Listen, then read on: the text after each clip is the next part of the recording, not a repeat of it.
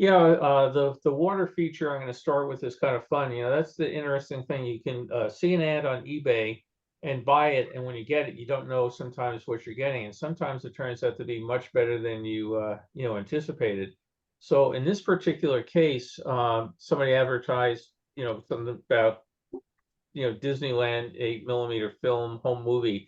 And it turns out not to be a home movie. It's a sales pitch, a company that's called Valve, and it stands for Clayton Valves.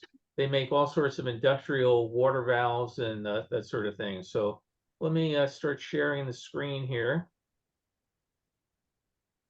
Share screen. Okay. Optimize for video clip. And I think I'm going to keep the sound off where there is some on these. So let me start here. And as the title says, it's out now. Your internet's totally out. That's what it says. Sorry. I can't get back in. Well, hang on one second. Don, I'm going to promote you over to co-host here. So in case. All righty. I'll keep letting them in while you're away. All right. So here, hang on one second.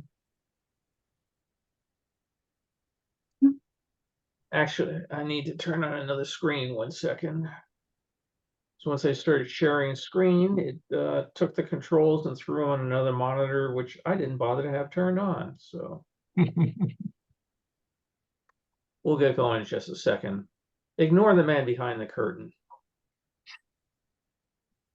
Okay, TV, I'm gonna turn on.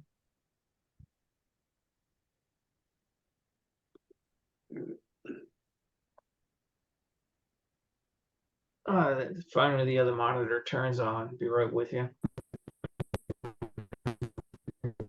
Irv, your sound isn't working, so please don't try to turn it back on.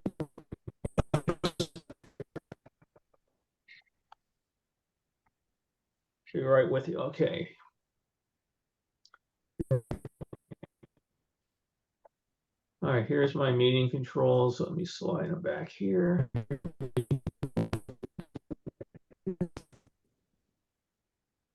And Irv, you are unfortunately going to go away.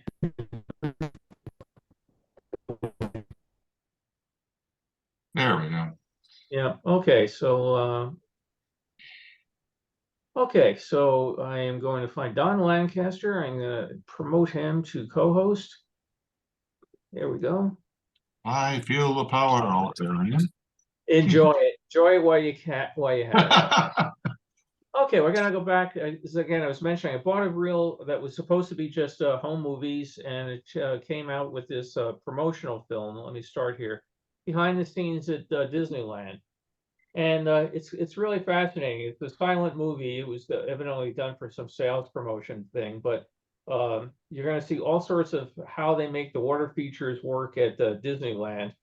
So you get to me, I'm an electrical guy. I never give much thought to the water features, but now we found out how their valves control the water on the Matterhorn. So you've got the waterfalls going there, but you also have the big basin at the bottom of the Matterhorn where the bobsleds come crashing down, and it keeps the water levels there. Okay.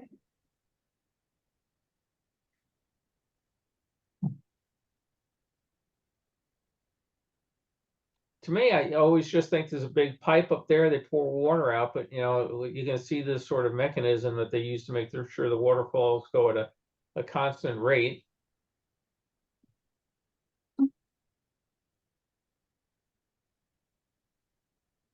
Some of the footage getting ahead is kind of interesting, how they did the beavers and Nature's Wonderland, stuff like that. The Clayton Valve Company, Clay Valve, is still around. I think they moved their headquarters from where we see it at the end of the film, but I don't know if Disney's still using Clay Valve valves. I'm sorry, I have no internet. What?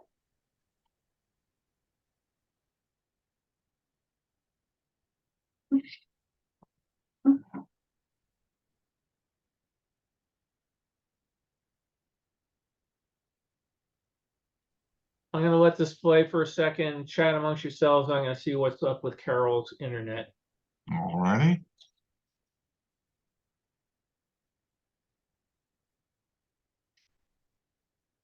Did Darren ever make it in?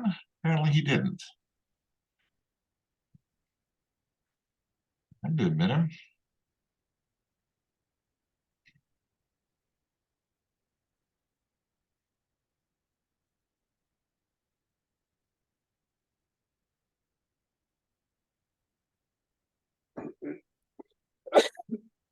Back when the subs were still gray.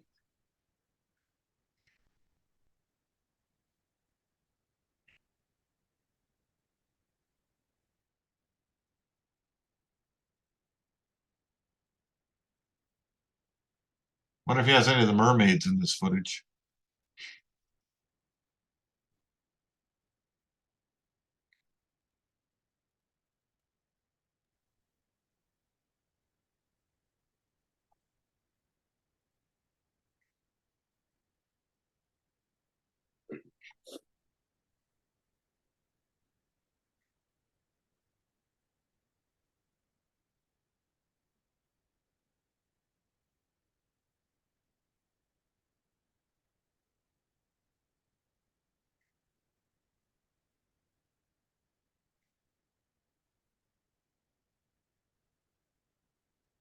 Okay, I'm back. Carol's back. Life is good.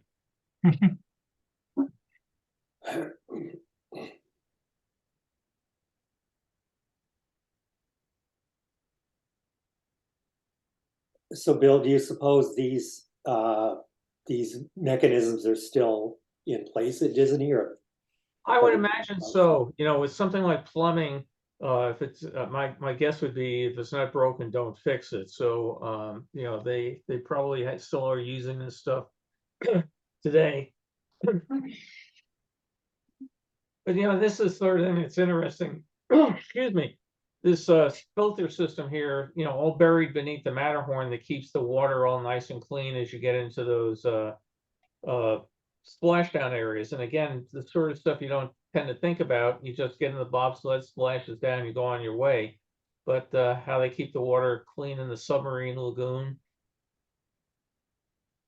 All Yeah, sorts the of lagoon was always, yeah, probably still is crystal clear, so they have to have something. Yeah, I always figured they just used a lot of chlorine, but yeah, it's always crystal clear. One of the regrets I had when I worked for Disney is I always wanted to go scuba diving in the lagoon, and there's a team that does it that goes and picks up all the lost cameras and glasses and stuff like that.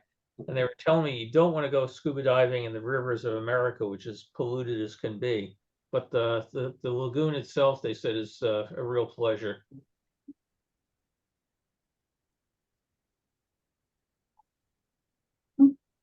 Looks nice and clear, doesn't it? Bill, what's Rivers of America? I haven't been there in a long time. That's where the steamboat goes around. Steamboat, the canoes, that sort of thing. So this It is goes between the two areas, between the hotel and the park? no, it's inside the park, inside Adventureland. It's where the Mark Twain. Oh, okay. Talking at Disneyland, at the Mark Twain, and then same thing at Disney World, the riverboat. All right. Tom Sawyer Island's in the middle of it, right? Right. Yeah.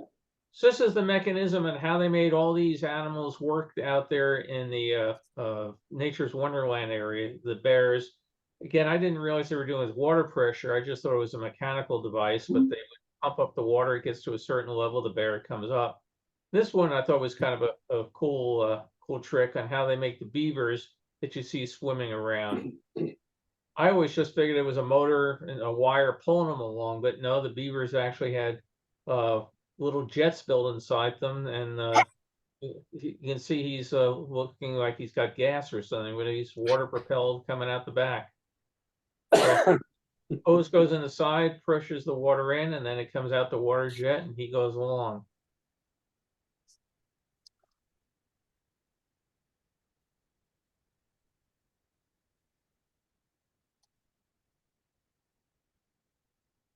Bill, are the beavers and the bears and all that are all gone now, right? Yeah, they took that out when they put Big Thunder in. I think they left some of the jumping trout in the pond. That they were still there the last time I remember looking at them. But everything, all the rest of this was all taken out for part of Big Thunder.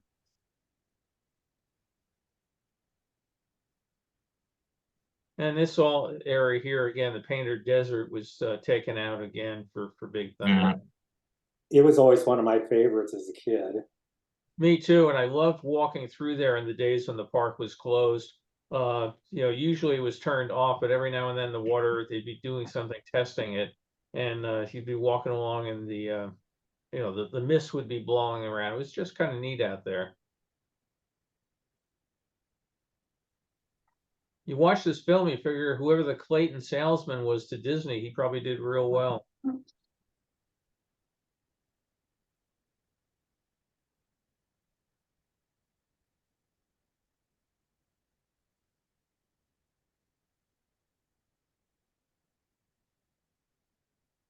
I wrote to Disney and asked if they need a copy of this. I haven't heard back yet, but I don't remember seeing this in their video inventory.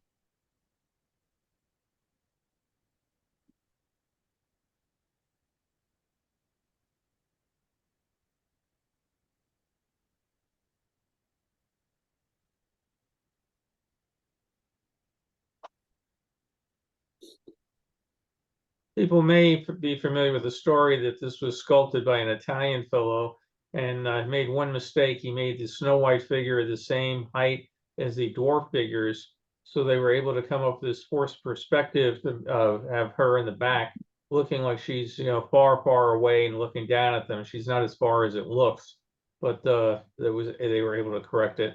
Then the rest of the film, I'll stop here. It just goes into where other Clayton valves are used around the world. Did get a kick though. They rotated the globe and had a giant chunk of cotton on top of it to symbolize clouds. So we're going to go to more Disneyland. Let's jump up to this one. This is 1971.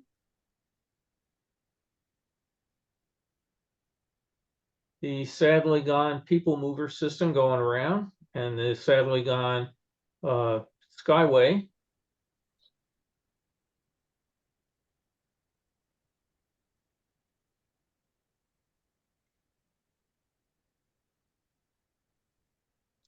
They always said, you know, Tomorrowland in their home movies and stuff. Tomorrowland, a land on the move, and you had so much going on with the people mover, submarines, monorail, Skyway, that sort of stuff.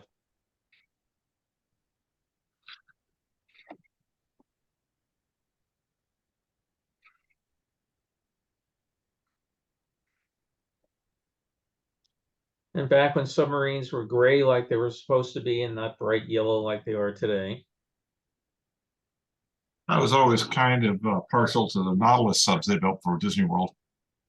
Yeah, I love the Nautilus subs. They're so sorry that they're gone.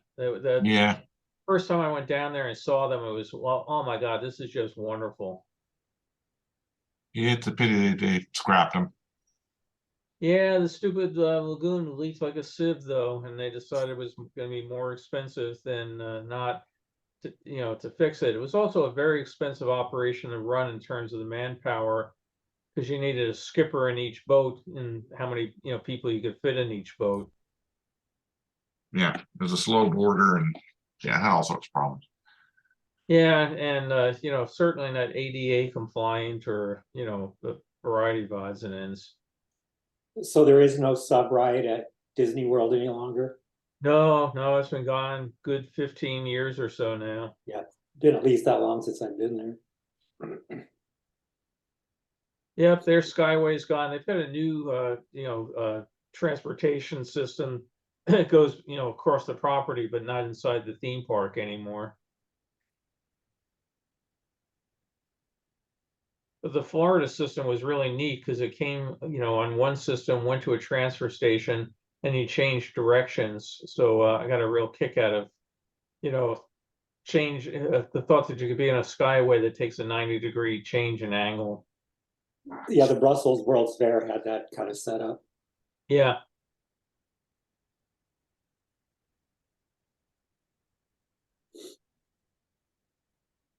And then we're going to take a quick little ride here.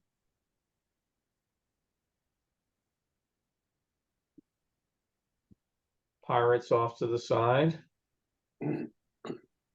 Back to the way it used to look. Yeah. But the Yeah. lines for that thing now are Happy confusing. What's Go ahead. that? I said the lines for that thing now are confusing. Yeah, well, now they've taken out the French Market Cafe here to put in Princess Tatiana's Riverboat or something. The sketches Mhm. I've seen don't look real exciting to me. We'll have to see. Doesn't look themed at all. It looks just wrong for the area. You know, bright, big, gaudy riverboat facade. Mhm. Yeah, I'm hoping they'll revise that before they actually finish, but we'll see.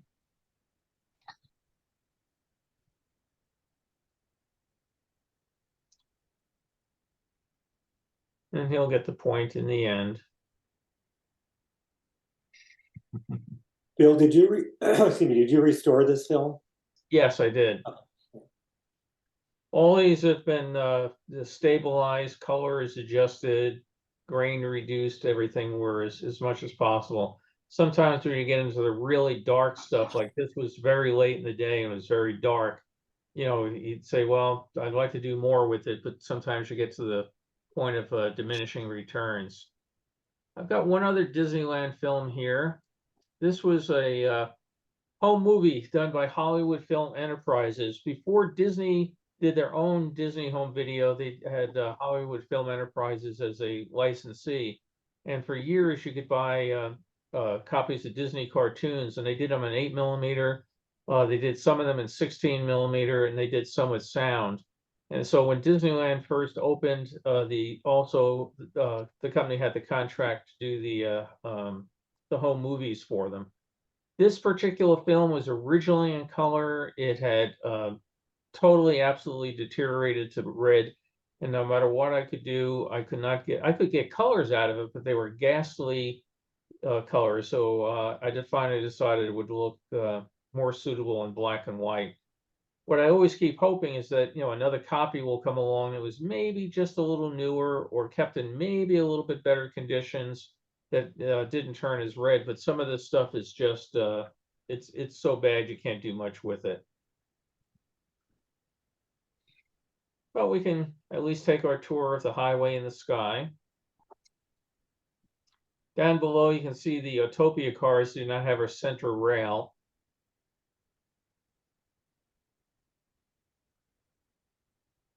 This is the sort of thing I was looking at last night and thinking how they have this curve going through it.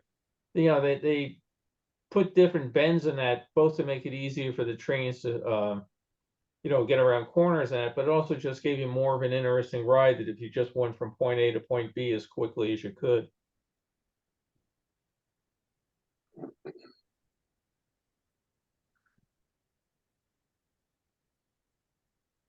Yeah, originally it didn't even leave the park. It was just a ride to show you what technology could do, right? Then later they added the extension to the Disneyland Hotel. Yes, yeah, exactly. When it first was open, it just went in the park, and that's all I think it went to at this stage of time. And then then they opened up the extension over to Disneyland. So there's back. It's crossing the motorboat canoe right now. The motorboat cruise, right? Or rather, there's the Matterhorn, the submarines. Looks like the mermaids had the day off.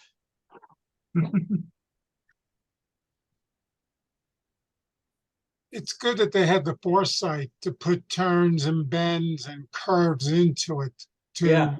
to make it an enjoyable experience.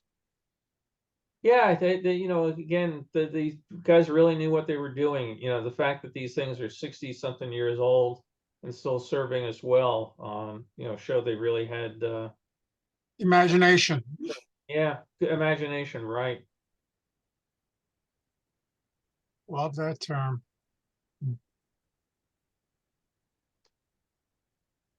What's interesting in this one is every now and then you can see splices in it when it goes from one section to another, and that's not that this film was, like right there was one. It's not that the film was damaged and spliced. It's just that whoever edited it together put splices in it, and then they just made 100% faithful copies, splices and all, and sold that out to the home market. Hmm.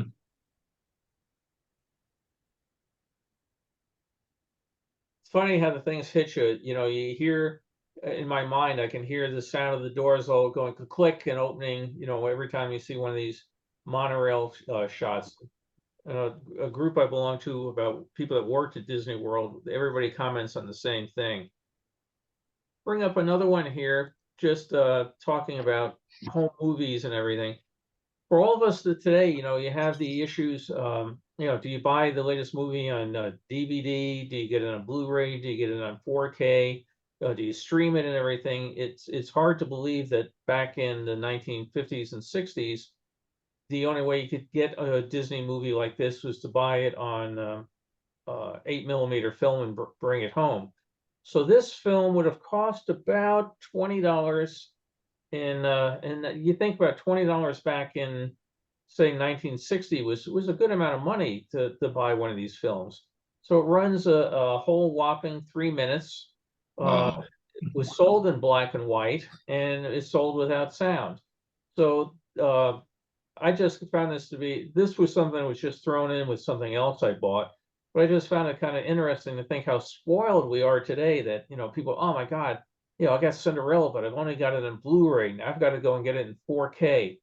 This was what passed for home movie entertainment back in 60 years ago. I can remember buying the Japanese science fiction movies, Godzilla and all. Godzilla barely had enough time to step on one train.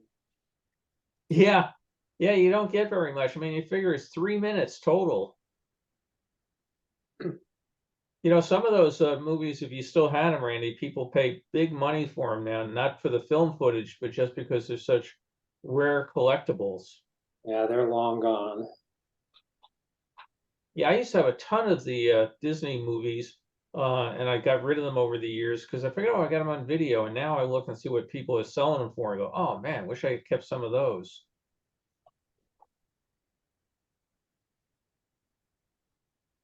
And now people are giving up their Blu-rays and such because they can stream it.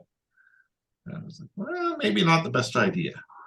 I like streaming, but We constantly have this situation where you're watching something and they lose the rights to it. So Carol and Neil and I were binge watching something, and they came up, it only had 3 days left to go, but we got 6 more seasons. So you got the physical media, you can keep playing it,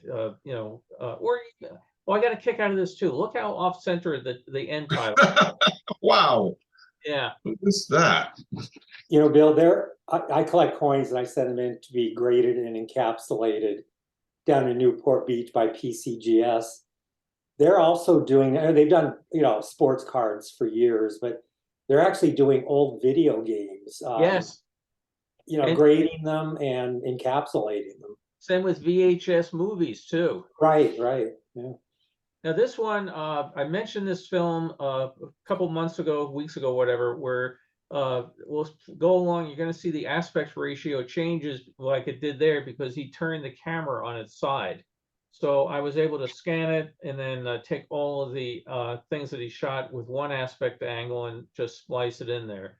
So we'll take our tour through Expo 67. Still can't figure out why you would turn a movie camera sideways like he did. Because when you're projecting it back in 1967, everybody in your living room would have to turn their head to the side. He probably had seen a couple of the films at Expo 67, which were all kind of artsy, and thought he'd kind of try to duplicate that look. Yeah, he spent too much time at Kaleidoscope or something, right? Yeah, Labyrinth. Or Labyrinth.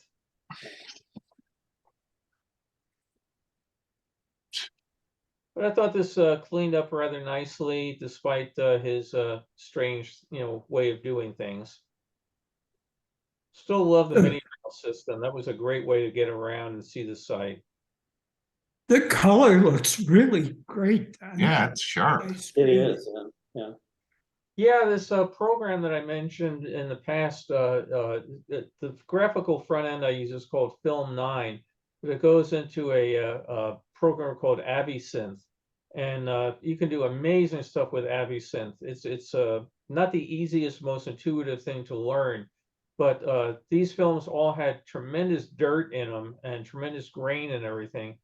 And to process this particular film was about 40 minutes, not too particularly long to do it. There's the Korean Pavilion Tower, which is lying on its side at the Expo site today.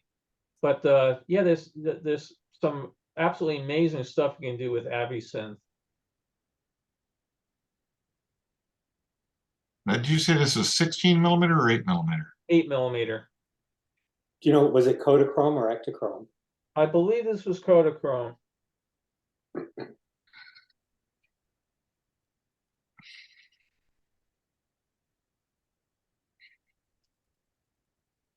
Yeah, when I first scanned something, I got it and said, well, that's not so good. What did I spend all this money on a scanner for?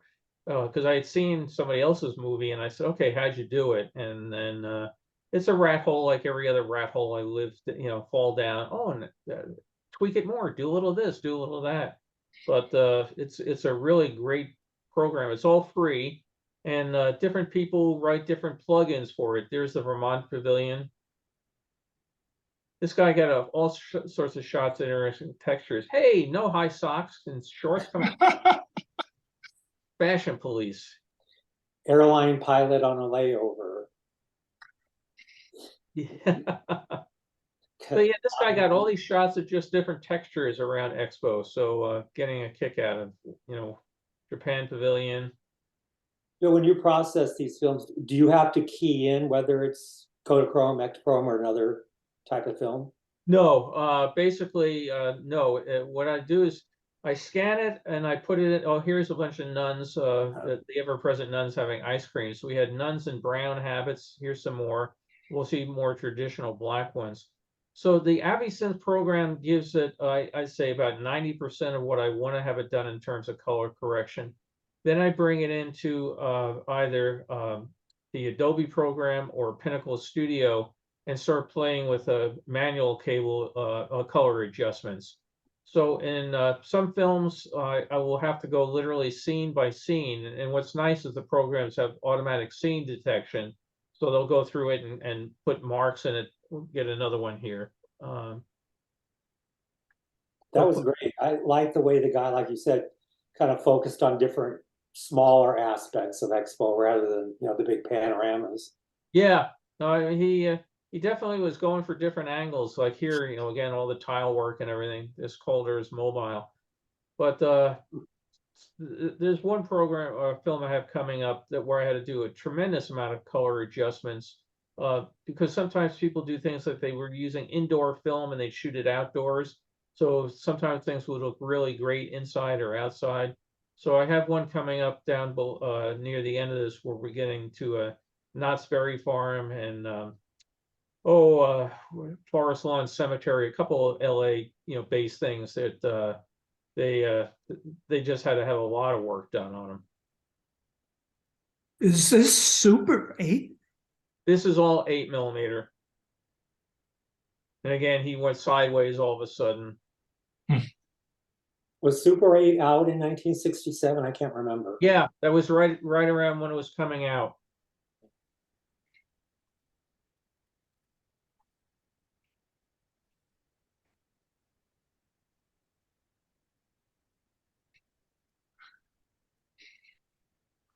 The roof of the Italian Pavilion had those sculptures up top. Yeah, when I first, scanned it and looked at it, all of a sudden the things are flipping sideways. You think, oh my God, is my computer broken? What's going on? But I was mentioning earlier, the mini rail, I had two of those systems going around, and they just finally decommissioned the last one over at the amusement area. Sort of a stealth job, ripped it out. Here's Czechoslovakia, super, super popular pavilion. Both of the interior exhibits and also a very, very popular restaurant. I always enjoyed Venezuela Pavilion, very, sharp angles, just nothing but solid colors. But again, it's so innovative. I've mentioned before, I'm not an architect, But one of the things I love about expos are, buildings that you would never build in the so-called real world. So, just fun to see what people can do and how you can stretch your budget. Again, more textures of things.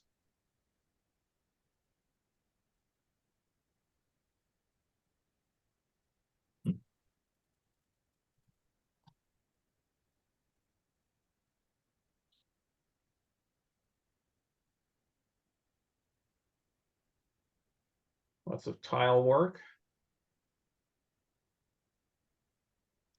I also got a kick how many people are just relaxing their feet. Expo site was pretty big and took a lot of walking around. So in many shots, I have still photos, people just sticking their feet in the water because it got unseasonably warm for part of that particular season. Go to Expo, get yourself a Donald Duck or a hat. Disney didn't have any presence here, right? They did. They had Canada. They did a 360 Ah, for the Bell system of Canada. that's right. It later made its way to the Canada Pavilion. Right. It was very outdated when it arrived and stayed that way for a long time. Well, they did Yeah. update it. The one that was shown at Epcot was not the same one that was done for Expo. It was updated. We actually got the Expo 67 film out. We had a full circle-orama setup on one of the sound stages at Disney, and we took that back out, looked at it, and then said, okay, what's new, what's got to go, that sort of stuff. Okay, so you kept parts and added other parts. Yeah. So we'll do another Expo here. One of the streets at Expo 67 was named after Walt Disney. Oh, was it? I didn't realize that. Yeah, if you look at that fold-out map, I think it might be adjacent to La Ronde, the amusement area, because the streets were all named after pretty much historical figures. Yeah, I'd Rather say than- I never realized they had one for Rather, Walt. rather than things like, New York World's Fair, things like, Avenue of the Universe, that kind of stuff, kind of esoteric names. I'll have to look for that. Thank you. Yeah, he wouldn't have been gone very long when they did that. So it must have been. Yeah, I have read, and I don't know if it's true, or if I imagine that I read it, that he did some consulting for them on, traffic flow and that kind of stuff. Yeah, he did the same thing for the 62 fair in Seattle. Right. Can't really be there, but I'll have my Imagineers, help your guys and, try to identify potential choke points, stuff like that. So we're aboard the mini rail, totally automated, and there's Expo Express, totally automated.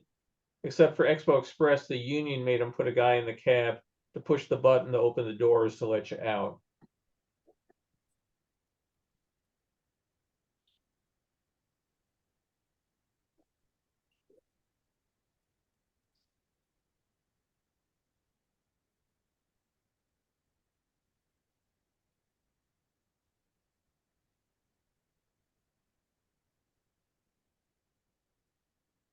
These guys must have performed 22 times a day from the number of times they show up in pictures of the Mexico Pavilion. Could not figure out what the ladies were doing there in front bending over. There's Engineer Plaza down below. She's just going to walk in front of that. Indiana, Canada in the background. The different Canadian provinces scattered around the one Canadian themed area. There's Engineers Plaza. Little did I know what going there then, 2 years later or 3 years, 67, yeah, 2 years later, I'd start my career in engineering. So what did I know?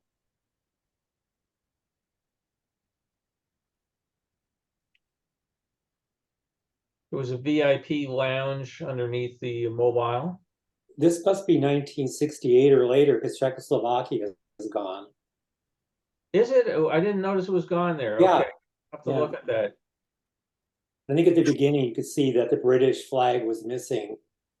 Oh, is it had the Ontario one? Oh, yes, you're right. Yeah, Man in His World. This is a different image.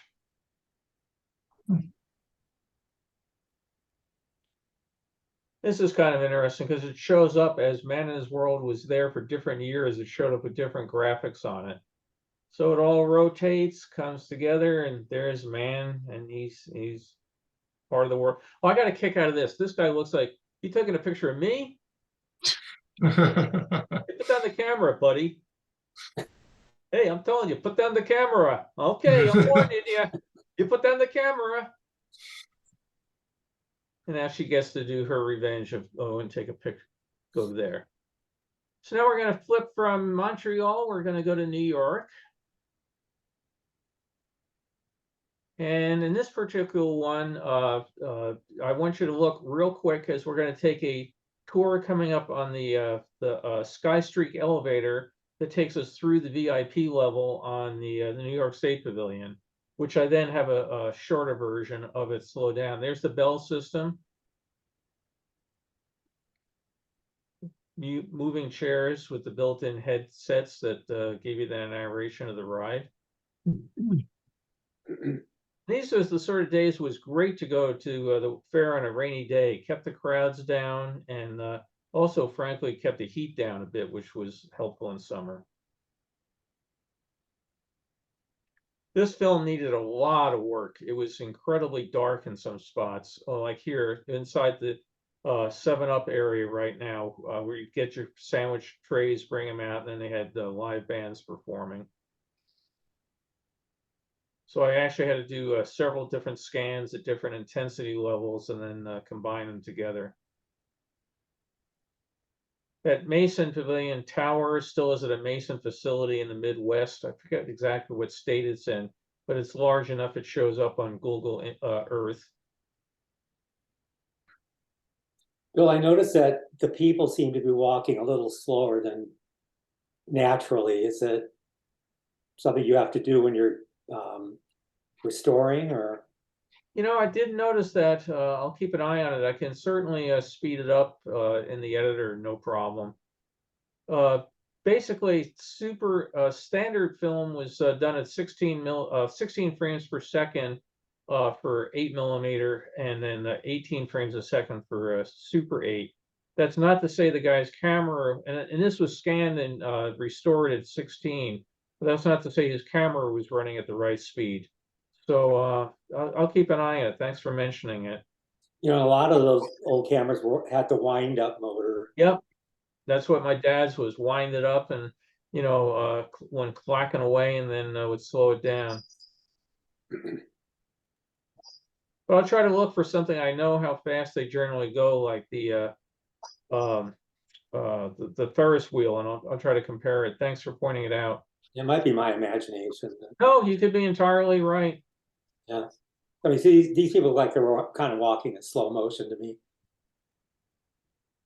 It's very easy to speed it up. Here's a parade of 2 shows that didn't do real well, to Broadway with Love, and then the Wonder World show. They obviously going around passing out brochures, trying to get people interested and coming to it.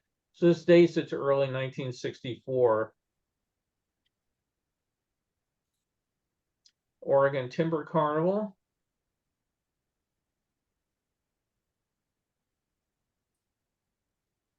Yeah, one of the things I do is I save all the work files. So I have the raw file and then the video editing file that has all the cuts, color adjustments, and everything into it. So I can just go back and load that up real quick and make a speed adjustment, no problem.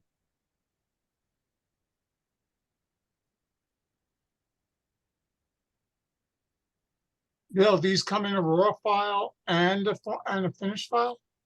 Yeah, it generates the scanner generates 2 different things for you. You can generate a sequential series of TIFF files that you can then bring into some editors, or also generate a video file. Then I bring the video file into the editor, divide it into scenes, adjust it, and it creates a project file that I then burn it all off to a DVD or Blu-ray. So I save the raw file, the footage file, the output file. So if I ever want to go back because I've blown something, like say the speed on this, I can just reload it into the editor and then adjust Right. the speed. Because I just bought a new camera, Nikon Z5, and we're talking about raw files versus JPEGs and all Right. the adjustments you can do. This was one they had footsteps on the ground to follow you to the Hawaii Pavilion.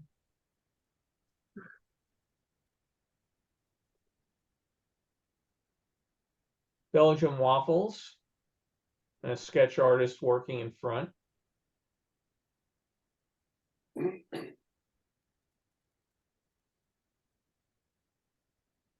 don't think I've ever noticed that sculpture before. In front of Hawaii. Yeah.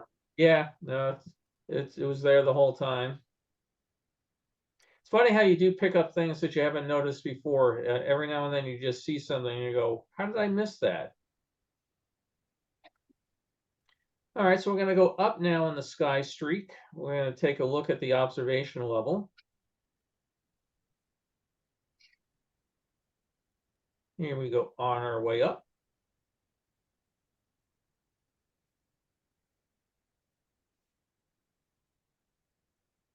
Not too crowded today. Looks like it'd be a good one to go.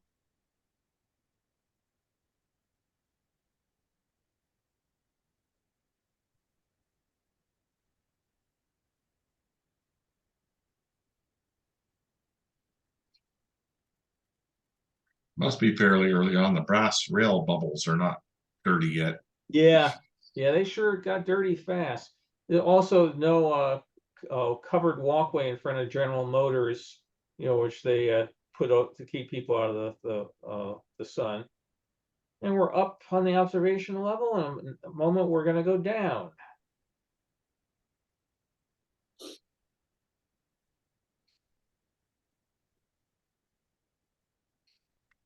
All right, there it is, real quick. The VIP. 3 or 4 frames worth. I cannot tell you how hard it was to pull that out of there.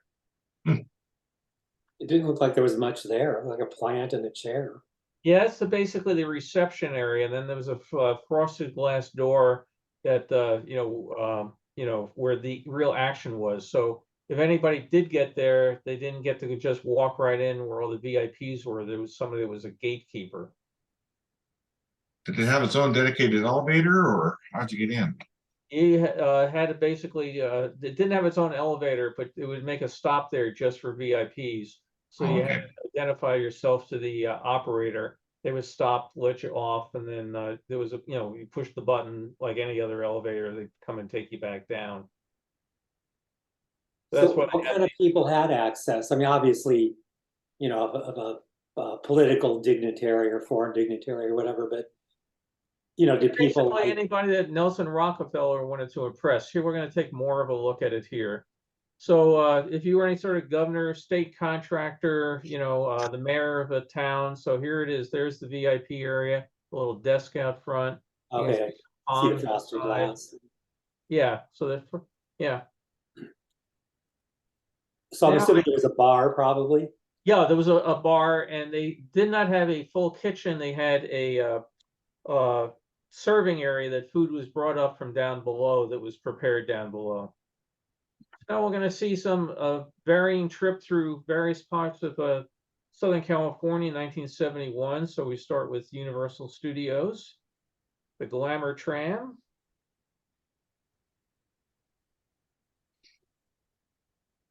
They would take you in to see what was Lucille Ball's dressing room. And you get to see some of the special effects guys getting things ready on the prop shop as you drive around.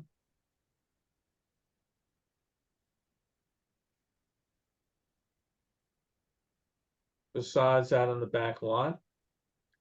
All these props, most of them came from the Land with the Giants, Irwin Allen's TV show. This was an area called Prop Plaza, where they would take you, the tour was divided at this point between the upper lot and the lower lot. And the Prop Plaza would be a spot where they would drop you off, get a soft drink, a hot dog, something like that, and take the rest of the tour. This area, when I worked at Universal, was no longer being used. It was just a really pleasant spot. There was still a couple of tables and chairs out there, but you could just walk out, sit out here and have a nice view of the valley, bring your own picnic lunch, and relax looking out. There's the golf course down below in Toluca Lake. What year was this film, Bill? This is 71. Okay, because I noticed the Andromeda Strain, the book was there. I guess that was a Universal production then. I don't think it was. They, a lot of times they just bought stuff from other studios. Ah, So you get your picture on the stagecoach ride. I think if you paid a dime, they would move the backdrop or something, so it looked like you were actually going.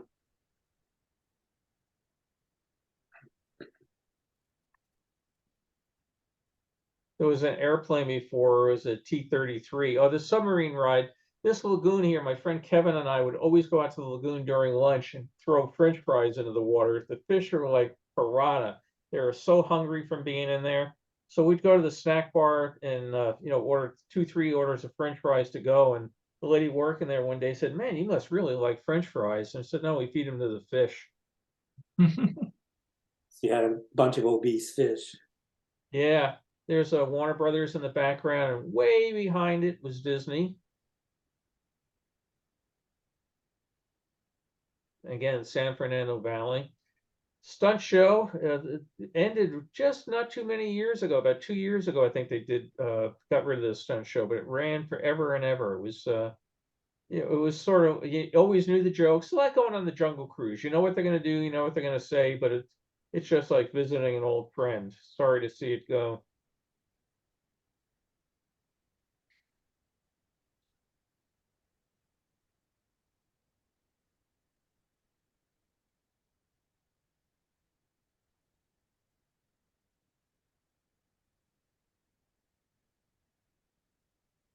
Then we're going to hop over to the Mission at San Juan Capistrano. Zorro fans will remember they did episodes out there, The Ghost of the Mission. And we get a view of the grounds, little sign out there. And I think she has some birds come back and visit her on this.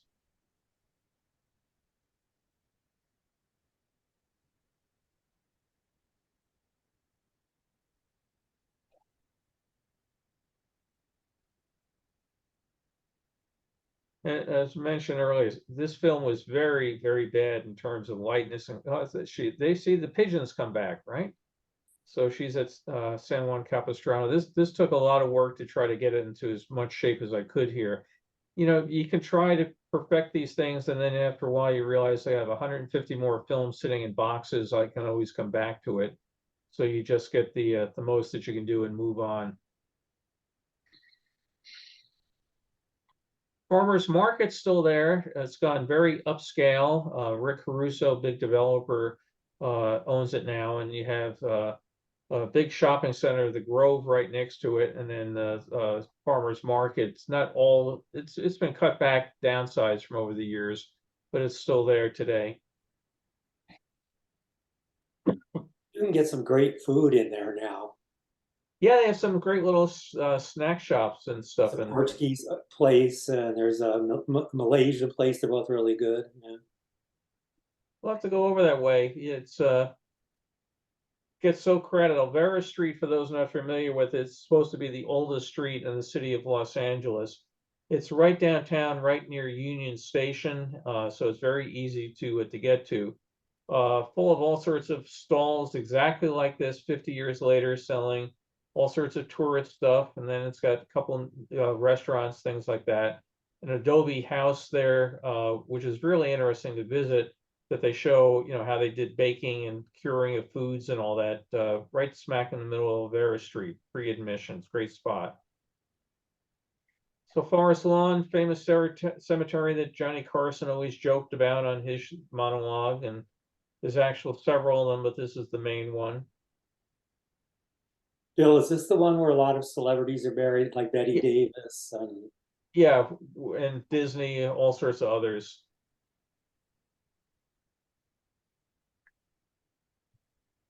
Kirk and the Heather Church. Sadly, been to a few too many funerals there.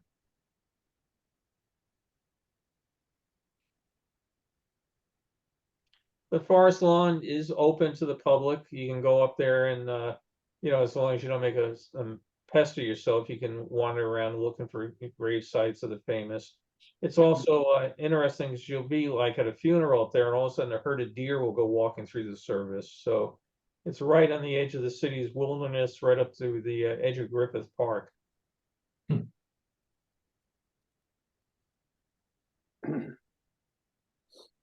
Friend of mine said she's up there, and a pack of coyotes chased a herd of deer through there when they were putting flowers in somebody's grave. She said it was very surreal. Will they give you a map of all the stars' graves? They won't, but you can get them from others outside. They try to keep it low key inside. And polite. Yeah, That's good. yes, it's a very tasteful area. And we're gonna go to Knott's Berry Farm. This section was really bad. It was like a bright orange, so did the best I could to try to fix it. There's the log flume ride coming down. We got a kick out one time, took my son on it, and you know, he was saying, "Oh yeah, I wasn't worried at all, Dad." Then you get down to the bottom and they show you the pictures of the people's faces. You know, they try to sell you copies of it, and he was reacting a little more in the picture than he had admitted in discussing it. Did you buy it? You know, I probably did. I probably have it somewhere around. There's so many of those I wish I would have bought over the years and I didn't. Yeah, I mean, it was just a classic look on his face. You know, he was enjoying himself, but you know, I think he was 5 years old or something. I wasn't scared, Dad.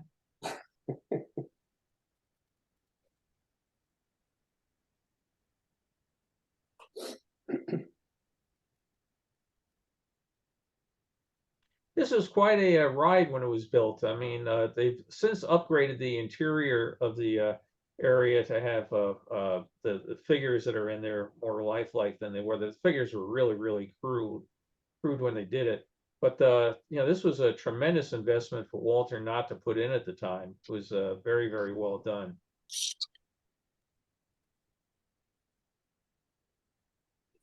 Do you know if this was done around the time that they did the Independence Hall? Yeah, I think it was all they put a big push in for expansion all around the same time. Then I have one more. I don't think I showed this one. This is a theme park called Six Gun Territory in Ocala, Florida. It's gone now, but basically this fellow and his wife decided to buy a train. And as long as they have a train, they might do something with it. So they built a theme park, and they went with the idea of an immersive experience. You didn't get to the theme park by parking there and just walking in. You came by train. So you came and you parked and you got on one of their two locomotives, the Southern Railroad. They took you through the pine forests of Ocala, and you got into a western town. And the only other way to get out of the western town was to take the train back out. And we had parks up like Frontierland up in the Adirondacks of New York, with they did all sorts of shootouts and that. And this was the same sort of thing. They didn't have any rides per se, so there's no Ferris wheels or roller coasters or anything. The whole thing was that you came into this town, and we'll see again. You have a Western shootout, and all the traditional Western things. They said it did well until like other things, Disney hit town, and all of a sudden now people want to go on Space Mountain and thrill type rides. And this park did not have the money for it to put those in, so it closed. The trains got sold. Another different husband and wife bought the trains, and they're still running today. The theme park itself is gone, but they moved the trains to their property. And nice to know that a piece of this lives on as a legacy. They have an interesting program for the operation where the trains are today, that they ask for volunteers to come and help on the trains, run them, clean them, that sort of stuff. And in exchange for doing it, you get free admission and free unlimited rides for you and your family. So if you're a train nut and you're in the Ocala area, it's a great benefit to you.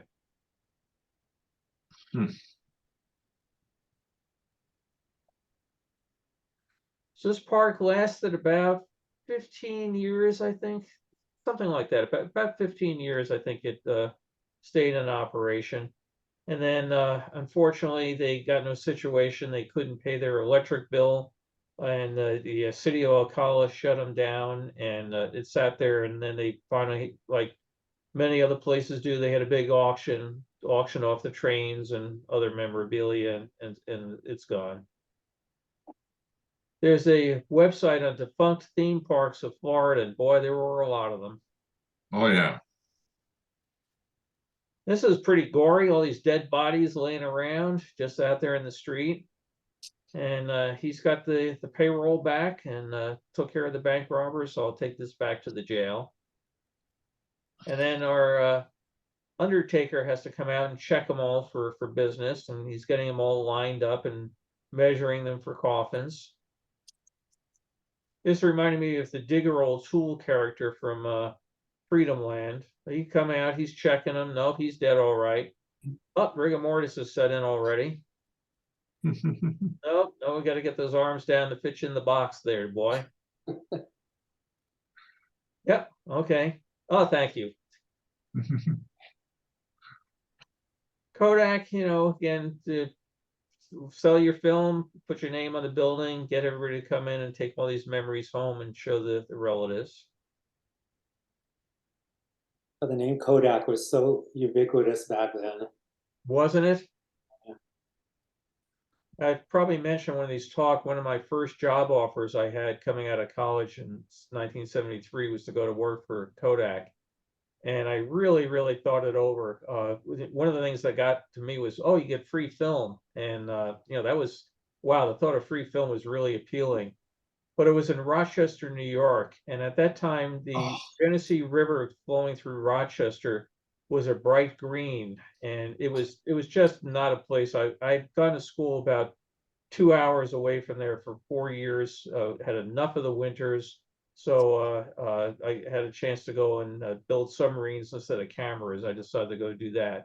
But, many's the time I've said, my God, thank God I didn't take that job, when you see how Kodak later imploded. Yeah. They were supposed to really be a good company to work for, from what I've heard. Yeah, I do know people that did go there. They were very happy with it. And they really put the full court press on me to try to get me to go. And I was, like I said, it was really, really hard to make a decision. But, you finally have to flip a coin and go, and worked out well that I didn't end up staying in Rochester. What school did you go to? Clarkson College, that it was then at the time, now it's called Clarkson University up in Potsdam, New York. It's an engineering school. It's right across the street from Potsdam, SUNY. Yeah, the two schools basically rule the town.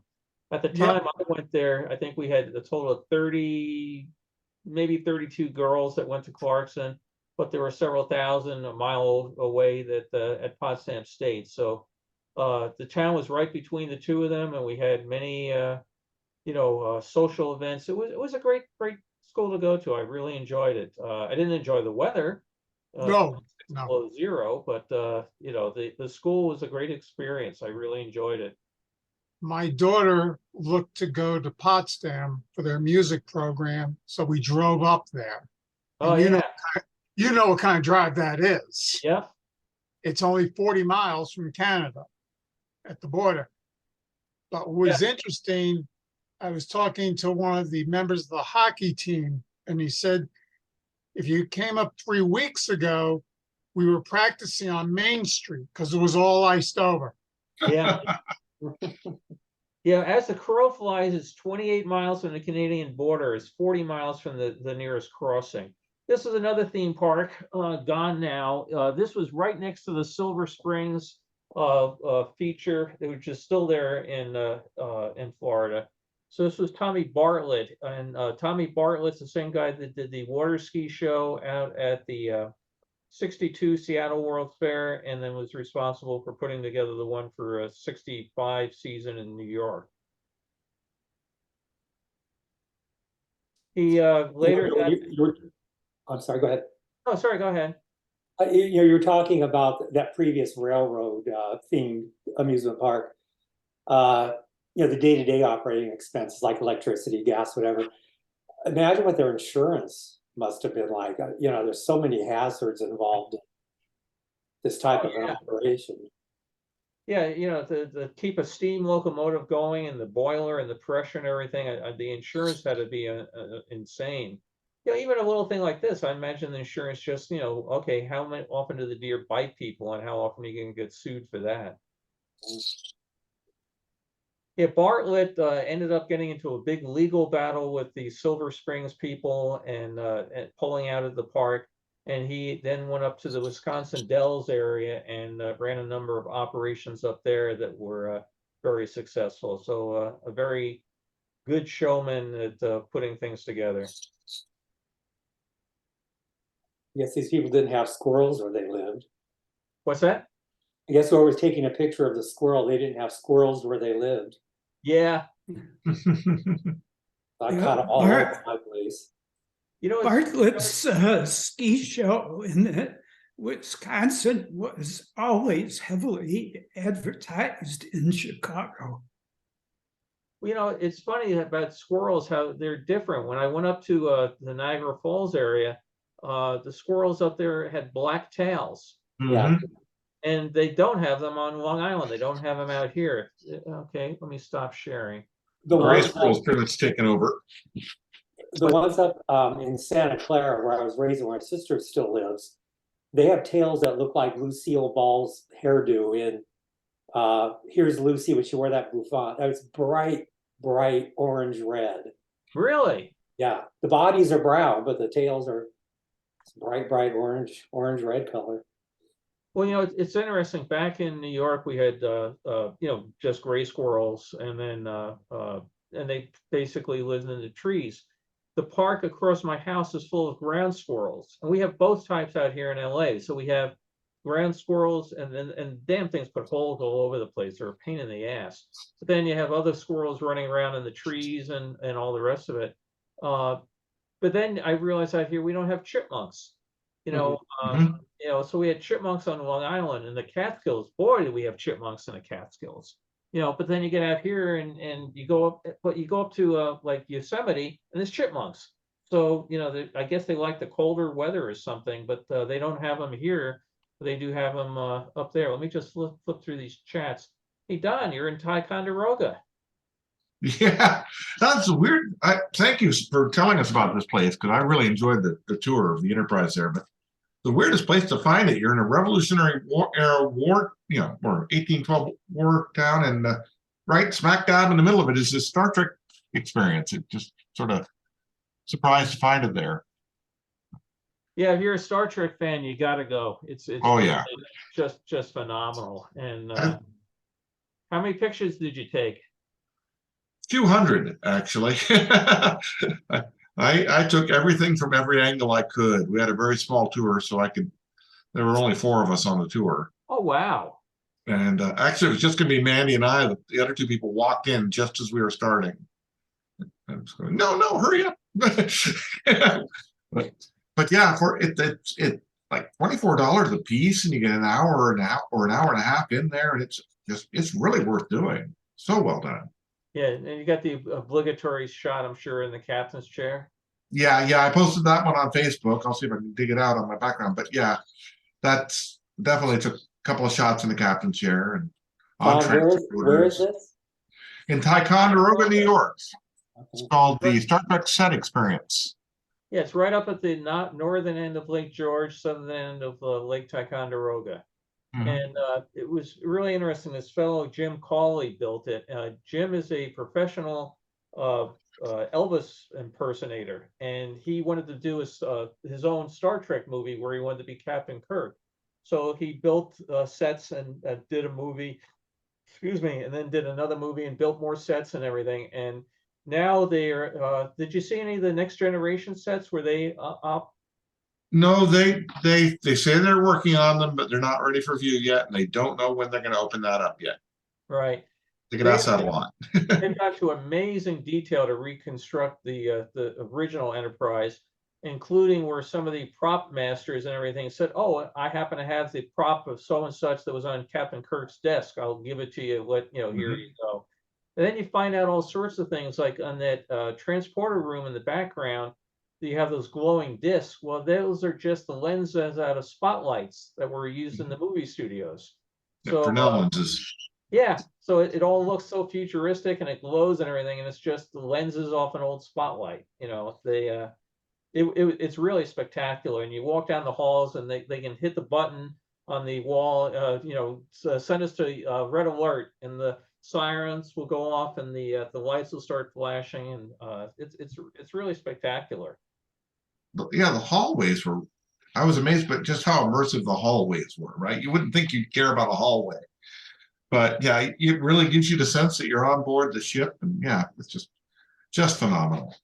Yeah, there's another one down in Georgia, and another bunch of fans built one down in Georgia, but I think the one in New York is more complete. And you can actually go to either of these. If you want to film your own Star Trek movie, you have to get it basically approved by Paramount. You know, you can't do some slasher flick or anything, but you can go and rent these things and do your own Star Trek movie and edit it and do all the rest of it. So it's astonishing to see. Yeah, yeah, one thing that surprised me was you very quickly forget that there's no ceiling, right? Because there was no ceiling on the original set, so there were. But yeah, you're wandering around and your brain just suddenly decides there's a ceiling up there, and you don't care anymore. You know, you talk about the curves, the hallways and stuff, and they curve them so you don't see, you know, down the end of it. So we're gonna bring one up in the back now. Do you remember the TV show V? Yeah. Yeah, that was done at Warner Brothers when I was there, and that was a great set to go on. You had the big hangar deck where they had all the shuttlecraft and everything, but then the ship, you had just corridor after corridor, and they built some of those with the ceilings on them so that they could get long shots of the characters coming down. And it was right when Carol and I were getting married. My brothers came out, you know, for the wedding, and I took them for a tour of Warner Brothers, and we were going around, walking through the set, and you really feel like you're on a spaceship. We come around the bend, and there's Jane Badler, who played, I think it was Diana was her character name, evil woman, you know. We want to rate the live mice. Yeah, right. So we come walking around the bend, and she looks up as my brothers and I come walking down. She goes, "Oh, how nice! They brought us lunch." You know, totally character. My brothers just ate it up. It was really. She was. That was a good mini series. They filmed some of the exteriors here in Long Beach at a power plant on Studebaker Road. It's kind of all swampland around it, so they didn't have to contend with any, you know, what do you call it when a car shows up in a Western? There's a word for it. Oh, anachronism. Anachronism, yeah. Yeah, and you were also just talking about fans donating props, just the Star Trek. Have you driven by the Brady Bunch house in Studio City? No, I understand that they built the Brady inside in it. Yeah, they did. It actually was like a 3-part miniseries on HGTV. But that was what was interesting about it, was a lot of fans over the year had purchased props and gave them back, or in some cases loaned them so they could like reproduce fabric or, you know, specific pieces of furniture. Yeah, it's one of the things they did with the Star Trek thing. They would figure out, you know, and sometimes it's, you know, you think, oh, just go get the fabric. Well, they don't make it anymore, you know, some of this stuff. And then they'll find a bolt of it, and they have just enough. So when they sit in the captain's chair, you can't have any jeans with studs on them, or jeans on your belt or anything, because they're scared to death somebody's going to rip the fabric on it. They told us the one thing we couldn't do was spin in the captain's chair. Really? You sit in the captain's chair, don't spin, which tells you somebody must have taken off and spun with the thing. Yeah. That's fun to sit in that chair. That was just a hoot. I may have mentioned this in another talk, but Carol and I went to a party for the 25th anniversary of Star Trek at Paramount, and I had been writing for Starlog magazine, and they sent an invite, and I said, "Hey, would you like to go to this?" I think we were still dating at the time, and we got out there, and there was a big table set up in front of the stage, you know, with the letters, you know, A through F, you know, whatever. Went up to the one, "Hi, Bill Cotter." And we see that the press, they had a very small, narrow section of the soundstage with a chain on it. with all the press behind it, thinking, oh God, I've invited this girl to go to this dinner, and now we're gonna have to stand there behind this chain watching other people eat. So I got there, I gave him my name, and I said, oh yes, you're here in this side of the chain, you know. So I was able to walk into, you know, the other people from the magazine and that, and every table had some Star Trek extra or whatever at it, you know, red shirt guy that gets killed or whatever. But you could walk on the sets that they were using to make the movie at the time. And we went on the bridge, and they had all the video monitors going, and they also had sound effects going, so all the sound of the Enterprise beeping and booping and everything. And we have pictures somewhere standing in the transporter paths with a cutout of Kirk and Spock next to us. But when we go on the bridge, everybody sits at Sue's chair and everybody sits at Chekhov's chair, but nobody would sit in the chair. So I finally said to Carol, come on, you got to sit in the chair. I got to get your picture. And she's, you know, Star Trek's nothing to Carol, but she finally sat down. Instantly, 25 people are in line waiting to get in the chair. Everybody was being so cool because we're all Hollywood. No, I'm not going to sit in the chair. Oh, somebody else is, bam, off went the line. So I said, nope, you all have to wait. I'm next. It was great fun. So I hope people enjoyed the movies there today. And next week we're gonna Jim Brown's gonna take us for a different sort of tour. So Jim, do you want to just explain to people what you're going to be doing? Yeah, we're the Vatican Pavilion at the New York World's Fair. We'll be showing several pictures of it as it was at the fair, and then show how portions of it were moved up to Croton, New York, to build a church up there, using stained glass windows, some of the decorative stuff behind the altar, and all the original benches from the fair that were in the pavilion in the chapel area. So it'll be probably, it may be half of Bill's show that day. I don't know if he has anything planned for the second half, but we'll cover the building. We'll cover the building pretty much in a lot of detail. Yeah, I'm looking forward to it. You know, I had worked in Groton, Connecticut at the shipyard for electric boat there, and I had no idea back at that point in time, 1973, you know, where any World's Fair bits and pieces had been.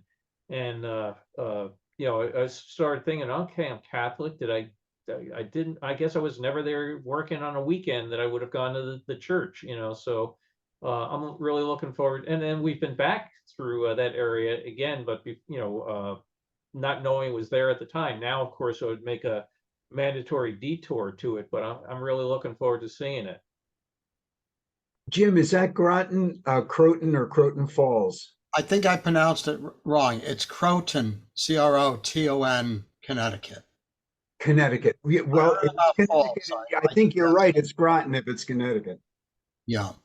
Well, Okay. to us, it was always rotten Groton. So, Bill, yeah. here's a good one. Now, I think Don will like this. I didn't buy this. My kids got this for me for my birthday / Father's Day. You can actually buy Oh, a communicator, and it works with my cell phone. No kidding. And Bluetooth? Bluetooth. I'm gonna Wow. see if I can get it. Captain, this is Duke. We read you. I can't change the laws of physics. Ah, isn't that cool? I don't know if you've heard it, but it has like 7 audio clips in it. And you can't see it on the camera, but the disc actually spins It does. like the real Wow. communicator. And the directions are kind of interesting that it says the option to communicate with a ship in space will not be active until 2345. I figured, Don, you would get a kick out of that. Oh, yeah.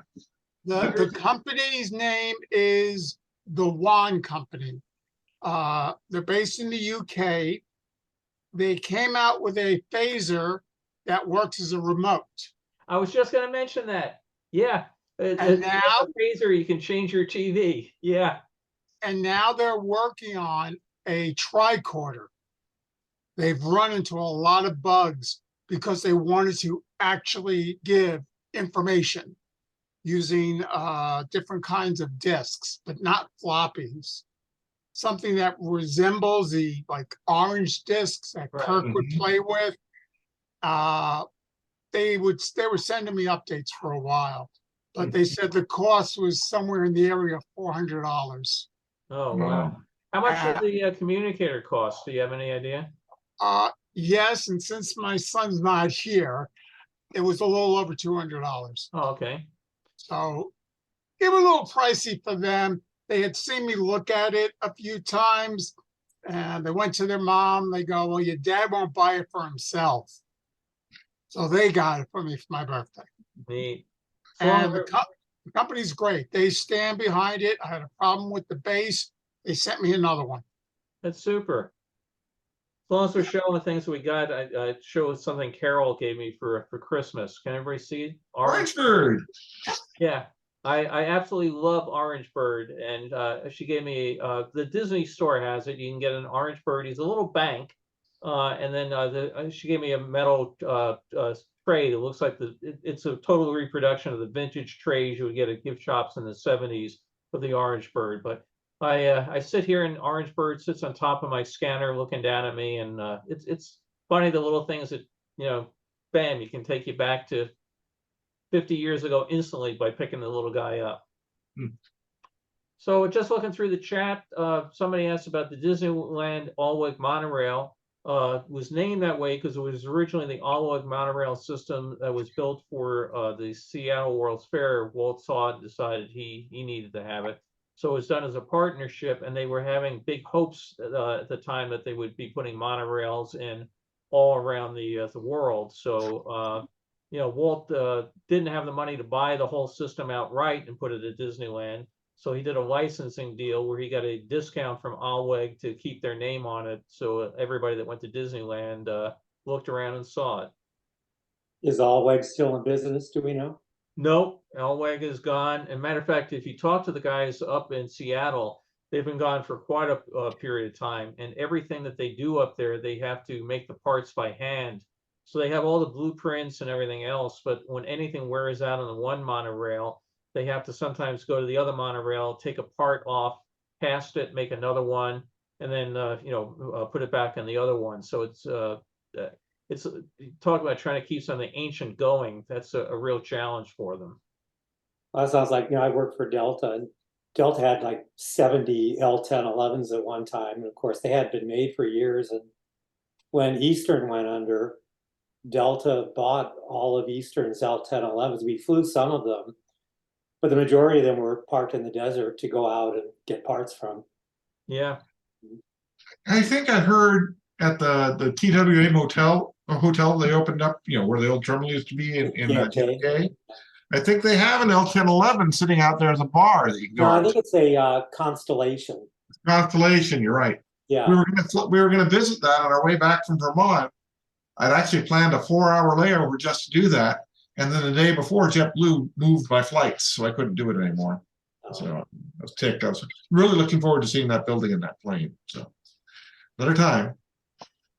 Scott sent us a link here for the Wand Company, and I guess you can get a Star Trek communicator, or Pokemon Pokeball, puzzles, and other odds and ends. So I'll have to take a look through all that later on. Thanks much.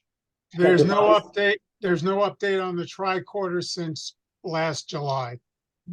Right. The device that Scott held up reminded me, remember the old remote controls back in the late 50s when it actually made the motor rotate the dial? And the TV, yeah. And the Turner. Yeah. My aunt and uncle, they always had the latest Curtis Mathis color TV. My uncle owned a dealership. And my sister and I being there playing with that thing. We thought it was the neatest thing. You could sit, 15 feet away from the TV, change channel. But of course, every time it did, it would go, clunk, clunk. And screaming, stop playing with that remote control. Well, my dad one time said he didn't need anything like that because he had a remote control named Bill. Bill, put it on channel 7. Do you guys remember, the rabbit ear days where, you'd have to, for channel 5, they would be here, for channel 7 to be over there, for channel 9.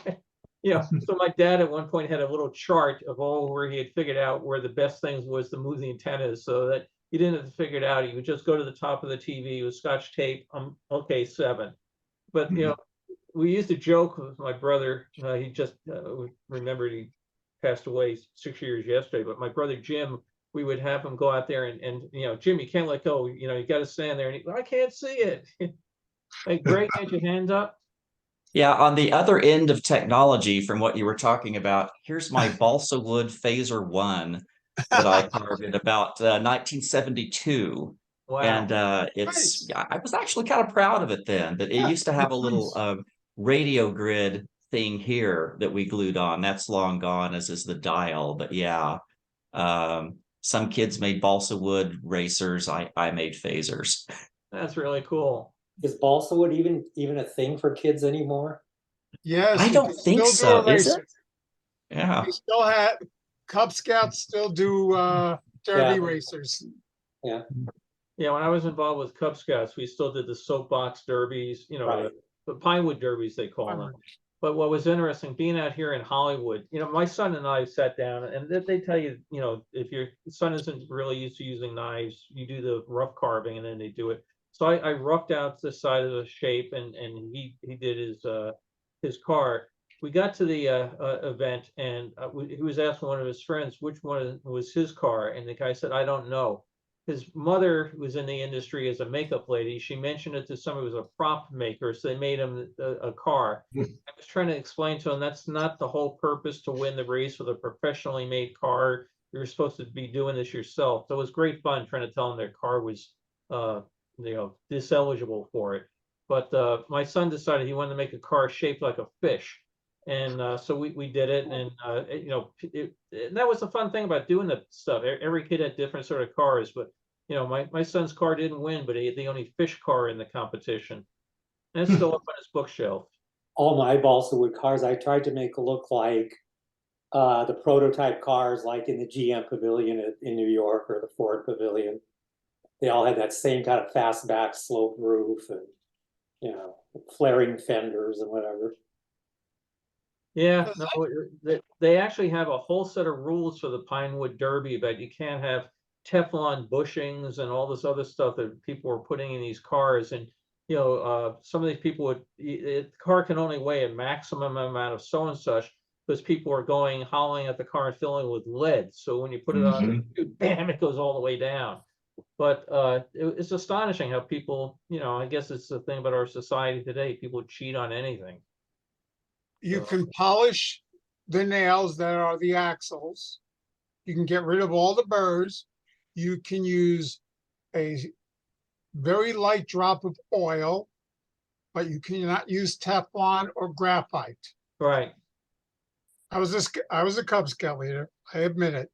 The rules were to keep everyone fair. Yeah. But the absolutely best derby car I ever saw, and the boy did it. He did a Coke bottle, and it looked like the perfect Coca-Cola bottle. And the detail, he won the pack, he won the district, and I believe he won the Theodore Roosevelt Council and was going on to the state level just for this one racer.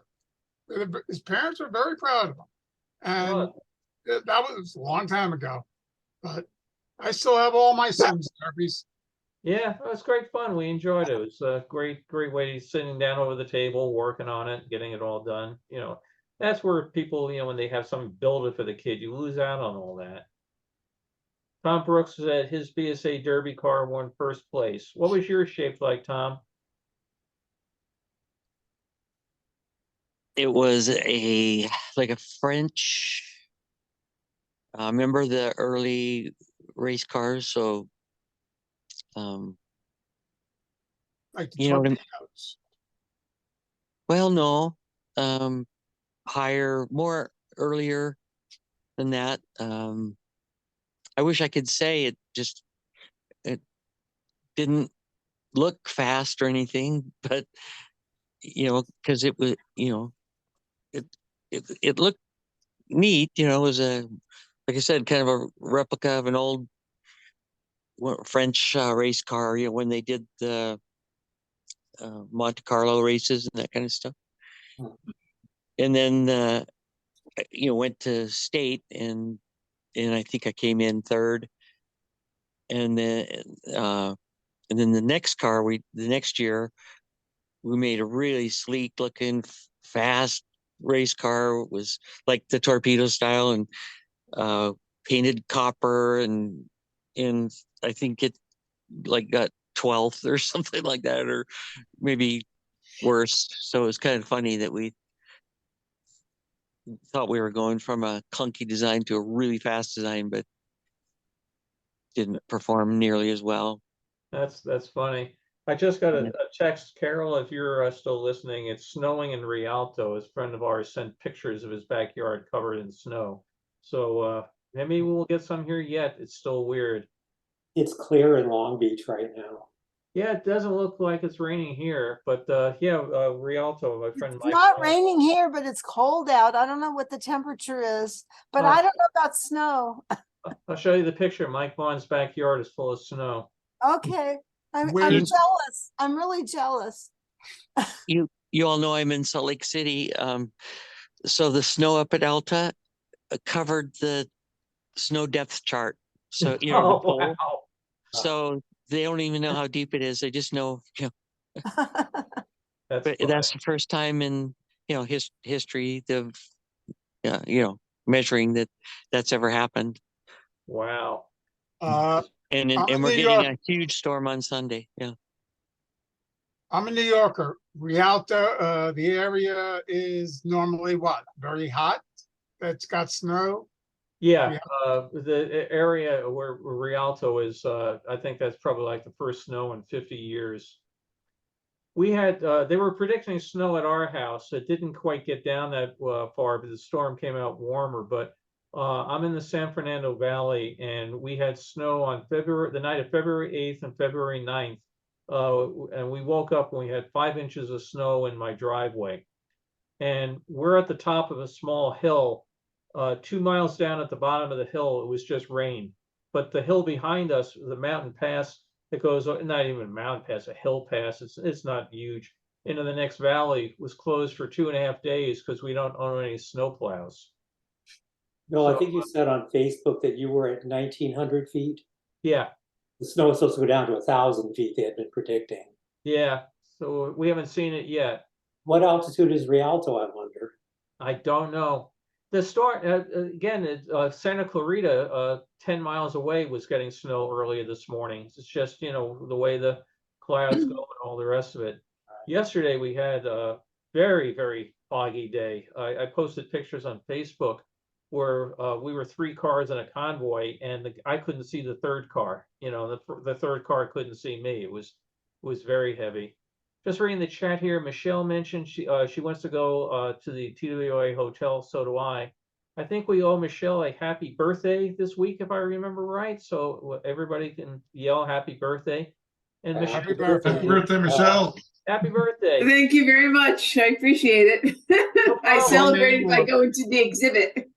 Yeah, I was going to ask if one week, would you be willing to show your pictures from the Disney 100 exhibit for a lot of people that are not going to be able to get there because it's not coming to their town? I think they might like to live vicariously and see your shots. I can try, but I took a ridiculous number of photos. I mean, hundreds and hundreds. Though my friend from California flew in and he said he recognized about 80% of what he saw. But being here in East Coast, we don't see exhibits like you guys see exhibits closer to Disney. So I was fascinated by it all. So I thought it was wonderful. It took me close to 3 hours to get through it all. I went very, very, very slow, like turtle. Where was this exhibit? It premiered in Philadelphia last Saturday. Then it's going to Chicago and then Kansas City. Then I don't know after that. And they have some stuff, but I guess they have different exhibits in Europe. But it's 10 galleries, so it's quite a lot to get through. But I read every word and watched every video and did every interactive thing that they had, which is mostly videos. So I went twice. So the first time was very slow, but it was a preview, so I didn't have a lot of people around me. And then the second time I went was the opening day. So, which I went a little faster. So, but I thought it was great. Michelle, just out of curiosity, what is your interest in the TWA hotel and all mid-century architecture, aviation? That, the World's Fair, just because it's so close by and I can just get myself over there without any big problem. So I figure, yeah, the number one is mid-century. I just want to see it. So I might stay there for a weekend.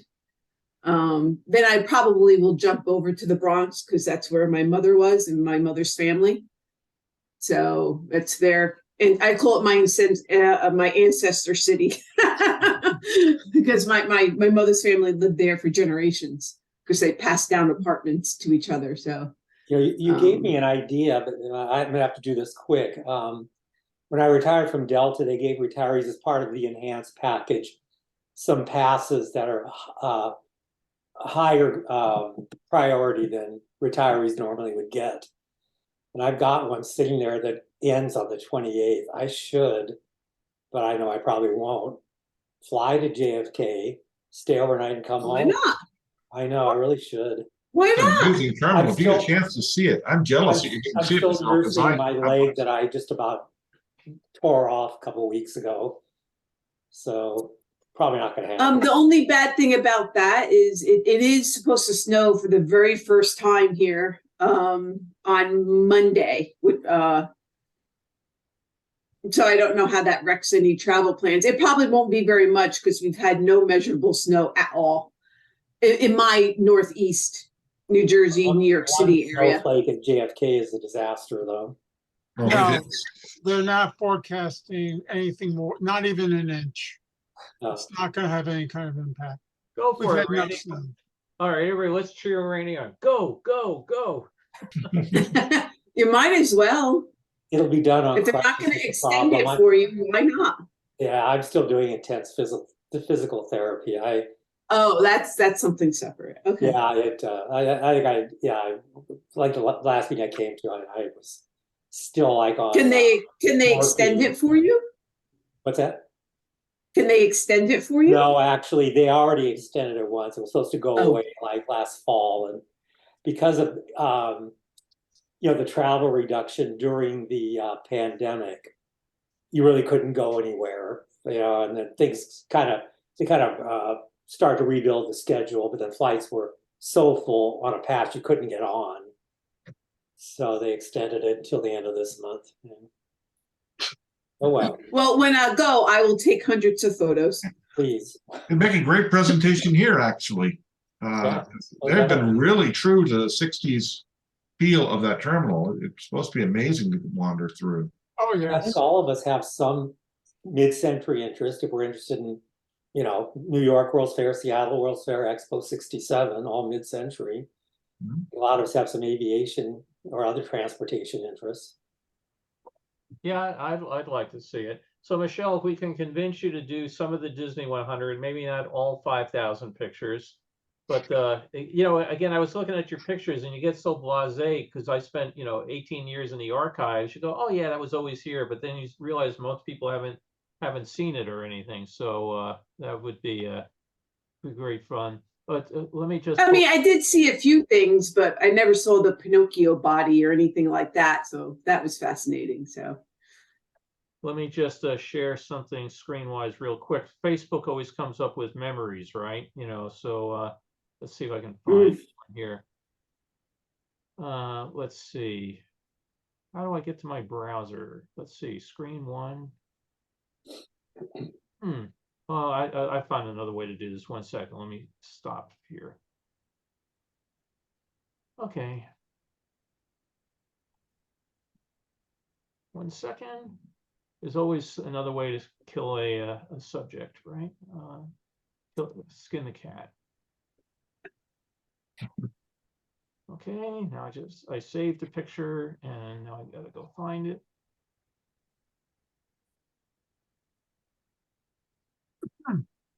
Excuse me. 1 second. This should do it. Okay. All right, now I'll figure out how to share the screen. Just to prove there's a lot of real gullible people in the world, here we go. This is a picture from 4 years ago. And I posted on Facebook, I'd like to thank the Academy. And I had people writing to me, what did you win that for? Oh, what year did you get that?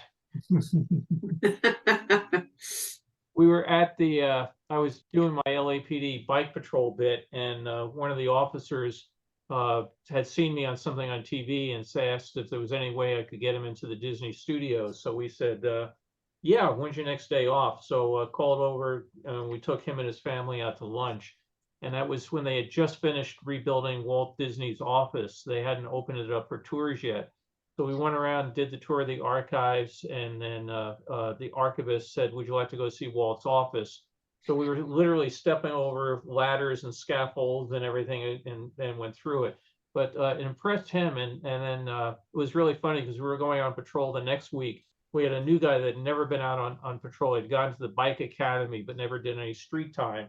And he said, I'm pretty nervous. I don't know what to do. And the guy said, well, just do whatever Bill does. He'll teach you. He'll get you through it. But just make sure Bill doesn't get hurt. And the new cop says, why? Is he accident prone? He goes, oh, no, man, this guy's connected. We got to take care of him. So now, unfortunately, everybody from the LAPD wants free Disney tickets. But Bill, you should have said that you got the Oscar for being Julie Andrews' stunt double in Mary Poppins. yeah, right. So I tell you, I was out in the backyard last night with an umbrella trying to keep the dog dry as she was trying to do what dogs need to do. And I felt like Julie Andrews. It was so damn windy. It was terrible. So, hey, Don, some week, would you like to take us for a tour through the Enterprise? Sure. I've got a ton of photos if you want to go through it. Yeah. About good 10 or 15 minutes. Yeah, I think people enjoy it. When I went, it was very crowded, and I did take a whole bunch of pictures, but there's a lot of people blocking a lot of the scenes of the thing. So there was if you have a small group, I'm sure more of it will show. Yeah, I've got almost every room. I've got unobstructed views. I waited for the other people to leave the room if I had to, and then I took photos and ran back and caught up. So great. Hey, Tom's got his orange bird. Yeah. This is really old. Yeah. Anyway. That's the original orange bird? Pardon? Is that one of the original orange birds? Yeah, yeah. Wow. Yeah. I guess that's in front of you. Yeah, there you go. I was trying to see if it had the date on it, but it doesn't. And this, I think it had a squeaker too. Oh, it's. I tried to squeak it just now, and I broke the bottom of it open. I was gonna say, with something that old, I wouldn't give it a try. Yeah, I shouldn't have done that. Yeah, well, thanks for joining this week. If people do have their own own movies, oh yeah, Zorro cards. Yeah, got those stuff somewhere. Yeah. Hey, Don. Sir? Yeah, I'm glad to hear you confess to being a group lighting photographer like me. Oh yeah, I love photography. I don't do much of it, but I love it. I use my iPhone for everything. Yeah, but I can't count how many times I've gone on some tour, and the guide is always looking for me because I'm way at the back waiting for people to clear. Yep. You either get out ahead of them or get behind them to get all your shots. Yeah. So I've gotten in trouble a few times. Reminding me, was it you that said you got a Nikon Z5 recently? I got a Z5, yes. Yeah, you like it? I'm still learning to use it. What did you have before? I was using a D80 for a long time, and it malfunctioned on me the day before my 40th wedding anniversary of all times. Yeah. So couldn't be fixed.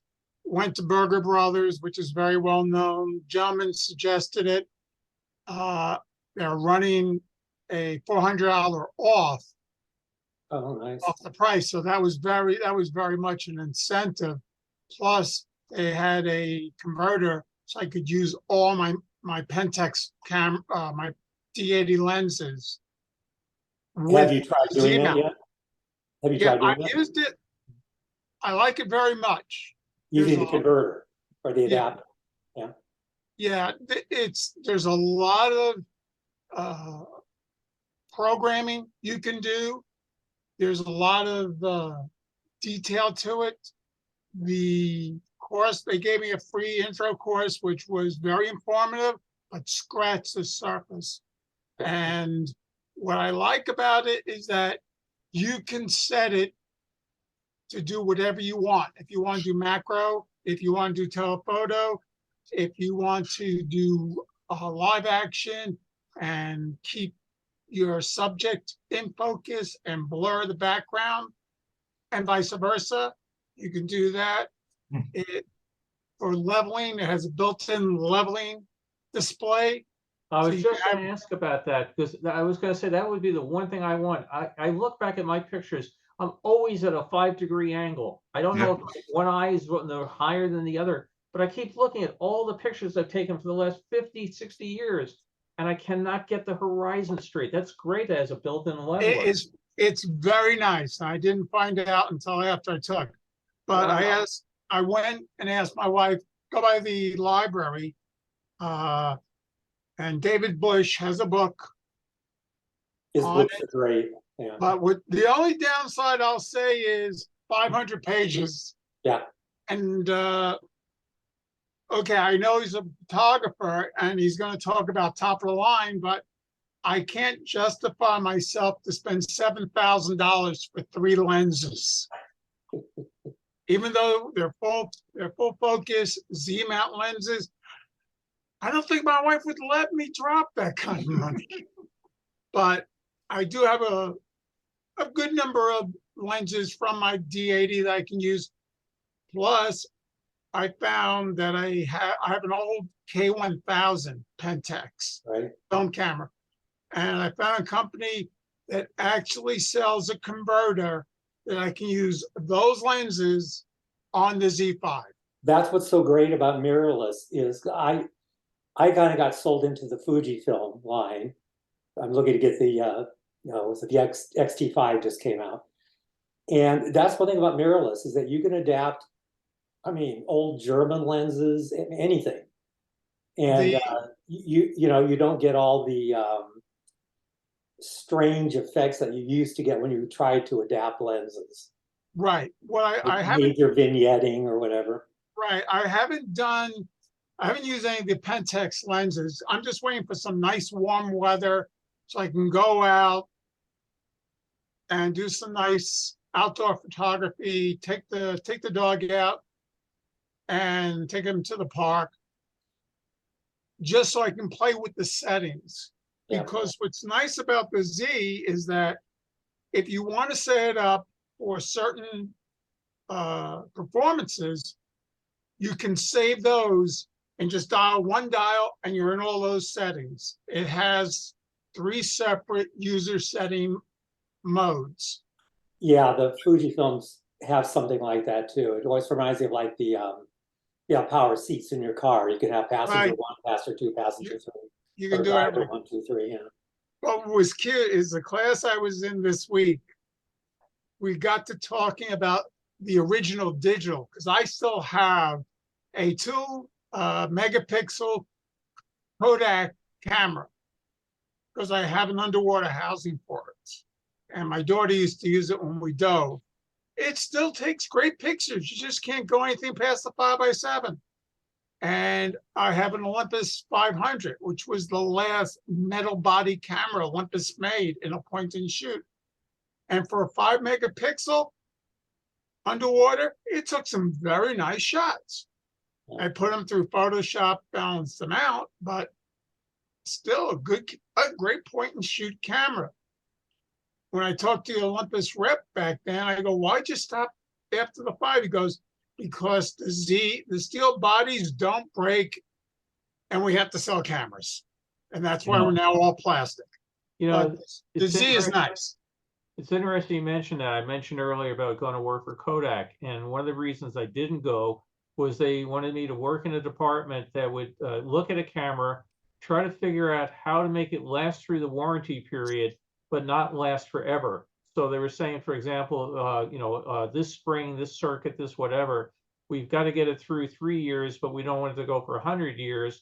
And then they were actually trying to figure out how to design the cameras to make it too expensive for the average person to repair it. And I said, no, I'm a young, idealistic, brand new engineer. I want to make things last forever. And the guy said, and I remember right during the interview, I said, I just don't want to do this. So they said, oh, okay. And they flew me from New York up to Rochester. So they said, well, okay, hang on before you go home. Then they took me over to another department, how to make the newest carousel projectors. And they were trying to do stuff with all sorts of electronics for sound synchronization and whatever. And if I had gone there, I probably would have gone into projectors instead of cameras. But they actually had a planned obsolescence department in Kodak to make sure cameras didn't last forever. I was so disillusioned. Planned obsolescence isn't a myth. No. No, I'm sorry, I made a mistake. It wasn't Kodak, it's a Canon. And it is their power shot. And when they came out with this particular line, I was impressed because the sensor back then, which is a joke by today's standards, was very much top of the line for this camera and this market. And I was very happy with it. Then Olympus came out with their line and their sensors were taken off. They were coming up to Nikon level sensors at the time. And then I went to Olympus and I stayed with them for years until I went back. I have my original Nikon cool pics, and we were talking about those. Yeah, I can't recall the last time I even put batteries in it or something, but I mean, you can't get much for it. But I still have my Canon AE1 film camera, and I haven't put film in that forever. But she and I went around the world together. Not going to give it up. Sits on the shelf. Same thing. I have my K1000 SE. My wife has an ME Super that I bought for her. They're sitting there. We keep the batteries out so they don't leak. Every now and then we'll pick up a roll of film.